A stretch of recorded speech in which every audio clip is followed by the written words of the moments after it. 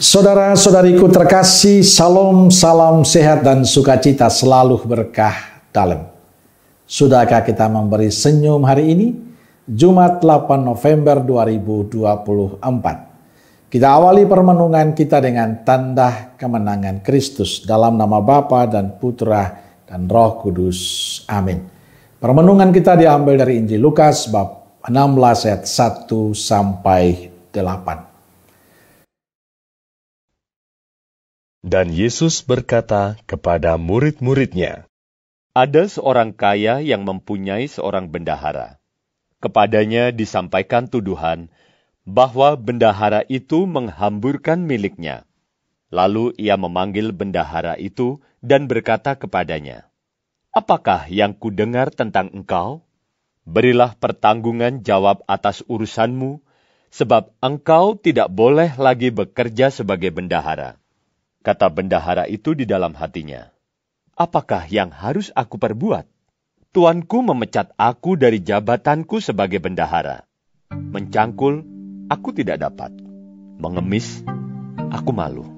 Aku tahu apa yang akan aku perbuat, supaya apabila aku dipecat dari jabatanku sebagai bendahara, ada orang yang akan menampung aku di rumah mereka.' Lalu ia memanggil seorang demi seorang yang berhutang kepada tuannya. Katanya kepada yang pertama, 'Berapakah hutangmu kepada tuanku?' Jawab orang itu, 100 tempayan minyak. Lalu katanya kepada orang itu, 'Inilah surat hutangmu. Duduklah, dan buat surat hutang lain sekarang juga, 50 tempayan. Kemudian ia berkata kepada yang kedua, 'Dan berapakah hutangmu?' Jawab orang itu, 100 pikul gandum. Katanya kepada orang itu, 'Inilah surat hutangmu. Buatlah surat hutang lain, 80 pikul.' Lalu tuan itu memuji bendahara yang tidak jujur itu, karena ia telah bertindak dengan cerdik. Sebab anak-anak dunia ini lebih cerdik terhadap sesamanya daripada anak-anak terang." Saudaraku yang terkasih, dalam Injil hari ini Yesus memuji bendahara yang tidak jujur. Kita bisa saja mengatakan bahwa Yesus menyetujui ketidakjujuran. Dia tidak mengerjakan tugasnya dengan baik. Dia lalai dalam perhitungan tapi juga sengaja menghamburkan harta majikan. Bendahara ini bertindak bukan lagi sebagai pekerja, pengelola harta tuannya, tapi seakan-akan dia pemiliknya. Karena itu dia harus mempertanggungjawabkan perbuatannya. Mengapa Yesus memuji bendahara yang tidak jujur itu? Karena bendahara itu menyadari akan masa depannya dan ia cepat mengambil tindakan. Pada saat tahu dia bersalah, dia mulai memikirkan masa depannya. Apakah yang harus aku perbuat? Tuanku memecat aku dari jabatanku sebagai bendahara. Mencangkul aku tidak dapat. Mengemis aku malu. Dia tahu konsekuensi di masa depan. Karena itu dia tidak berdiam diri.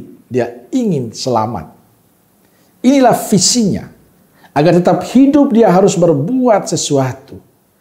Cara yang dibuatnya adalah mengambil hati orang-orang yang berhutang kepada tuannya. Dengan cara itu dia berupaya menyelamatkan masa depannya. Injil hari ini mengajarkan pada para murid agar tidak hanya memikirkan masa depan, tapi yang terpenting adalah melakukan sesuatu yang baik di masa kini untuk masa yang akan datang. Dan bagi saya kita perlu belajar dari bendahara yang tidak jujur ini. Ia mampu melihat masa depan, memperhitungkan dengan baik dan mampu bertindak tepat. Inilah inti permenungan kita hari ini. Bahwa hidup kita tidak hanya pada masa sekarang ini, tapi kita memiliki tujuan di masa depan. Dan di masa depan itu adalah sesuatu yang harus kita bangun di saat sekarang. Masa depan yang baik adalah menjalani kebaikan di masa kini. Jadilah saat ini waktu yang berharga bersama Tuhan.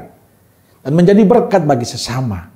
Percaya, dengan kemurahan Tuhan, kita kelak akan bahagia bersama Bapa di surga. Tapi inilah persoalan kita zaman ini. Banyak orang menyia-nyiakan waktu sekarang dan setelah itu menyesal. Padahal Tuhan telah memberikan kesempatan yang baik untuk kita. Untuk hidup di saat ini dan menjalani hidup yang baik. Supaya pada saatnya nanti kita boleh mendapatkan keselamatan. Maka kalau kita ingin mendapatkan keselamatan Tuhan, bertindaklah, bersikaplah, berperilakulah yang baik di saat ini. Sebab surga pada saatnya nanti kita alami. Amin. Semoga Allah yang Maha Kasih memberkati saudaraku sekalian. Bapa, Putra, dan Roh Kudus. Amin. Roh Kudus Nazaret, doakanlah kami. Amin. Berkah dalam.